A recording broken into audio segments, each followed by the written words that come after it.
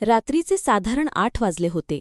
दिव्यांच्या लखलखाटात आणि घरभर पसरलेल्या सुवासिक उदबत्त्यांच्या सुगंधात रक्षाबंधनाचा दिवस संपत आला होता. ताई, गौरी, तिचा भाऊ समीर यांच्याकडे एकटक लावून बघत होती. तिच्या हातात एक जुना, पिवळा पडलेला फोटो होता, ज्यावर गौरी आणि समीर लहान असतानाचे स्मितहास्य होते. त्यांच्या लहानपणीचे दिवस तिला आठवले.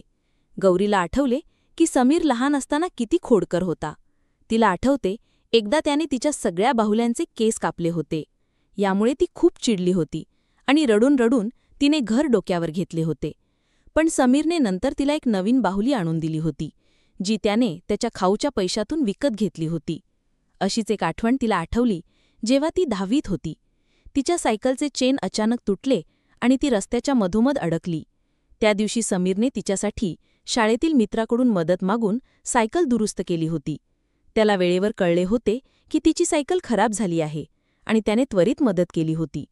त्या रात्री गौरीच्या डोळ्यातून अश्रू ओघळले. ते दुःख किंवा रागाचे नव्हते, तर ते प्रेमाचे आणि कृतज्ञतेचे होते. समीरने तिला कधीही एकटे सोडले नाही. तिने नेहमी त्याला तिच्या पाठीवर उभे पाहिले. समीरने तिला पाहिले आणि तिच्या डोळ्यातील अश्रू पुसले. त्याने तिला विचारले, "काय झाले ताई? तुला काही आठवतंय का?" गौरीने फक्त स्मितहास्य केले आणि त्याच्या हातावर एक राखी बांधली. ती म्हणाली, "समीर, तू माझा फक्त भाऊ नाहीस, तर माझा मित्र, माझा आधार आणि माझा सर्वात चांगला मार्गदर्शक आहेस. माझ्या आयुष्यातील सर्वात मोठी भेट म्हणजे तू आहेस."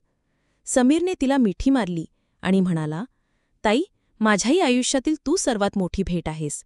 तू माझ्यासाठी नेहमीच एक प्रेमाची आणि समर्थनाची भिंत आहेस."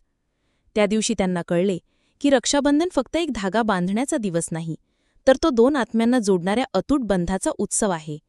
तो दिवस फक्त एक सण नव्हता, तर तो त्यांच्या प्रेमाचा आणि समर्थनाचा एक प्रतीक बनला होता.